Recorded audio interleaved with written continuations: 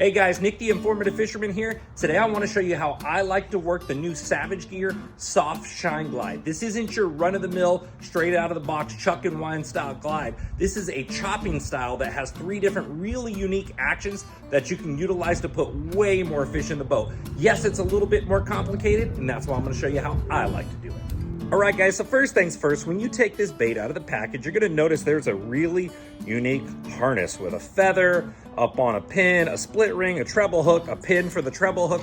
Why is this so critical? On a soft style glide bait, it's super critical that the balance and configuration and everything's perfect.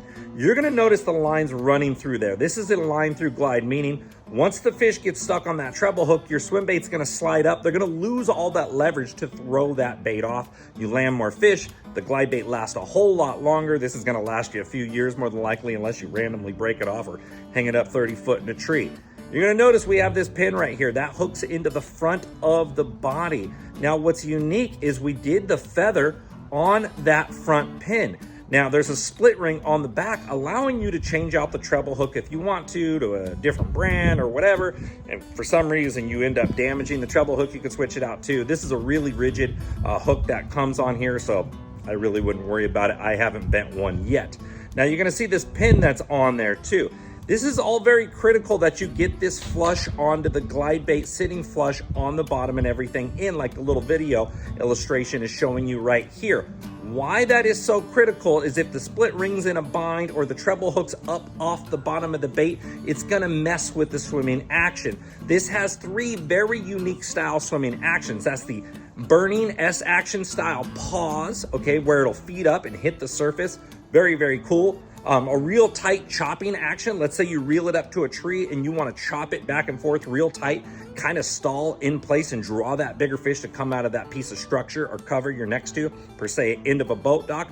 Very cool. You can go from that chop and you can hesitate, chop, chop, chop, and it's going to walk out and glide up and kind of just look up like meandering just around in the water column like it's looking for a bug. Very cool style action. So one of the ways I want to tell people right out of the box here is this is not a cast and retrieve style glide bait. If you just cast it out there and reel it, it's gonna look like it's doing nothing, almost like a fluke. Imagine this is like a glide bait fluke style bait. You have to impart action, and that's gonna help you a ton. This is not reel and watch it glide. It is not that style glide. So let me break down these retrieval styles for you and help you put more fish in the boat.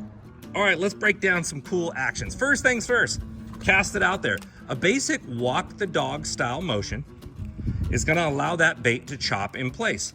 Very cool, just reeling and working the slack, doing a walk the dog, just like a topwater, getting it to dart back and forth.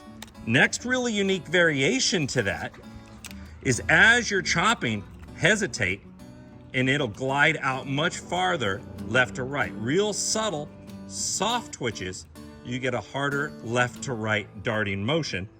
Hesitates in the water column, can draw them out. You get up next to a key piece of structure or cover, they're gonna come out and swing when it pauses, almost like a jerk bait. Really fun style retrieve, chop it once or twice, get it going, reel and pause. It comes up and hits the surface like it's feeding. I do a couple little walk the dogs in motion, pause it, burn it, kill it, comes up, looks like it's grabbing a bug off the surface. Very, very fun way to get some big reaction strikes. You come up to the end of that branch, into that boat dock, chop, chop, burn it, hesitate, comes up, swipes. They're like, oh, it's grabbing a bug. And then they come out and ambush that thing. So how I was talking about when you pause and work it, how it'll feed nose up. If you don't want to come over structure or cover, or you don't want that action and you want the bait to run perfectly level, perfectly balanced on the pause, you'll get that wider left to right glide by removing the nail weight right here, okay? That comes right out of the tail, that stock that comes with it. If you want that feeding up motion, run it with that in there. If you want to pause or reel up to where it'll come up over the structure and cover, that rear balance will cause that bait to nose up a little bit more on the pause, where if you take it out, that bait will run perfectly level.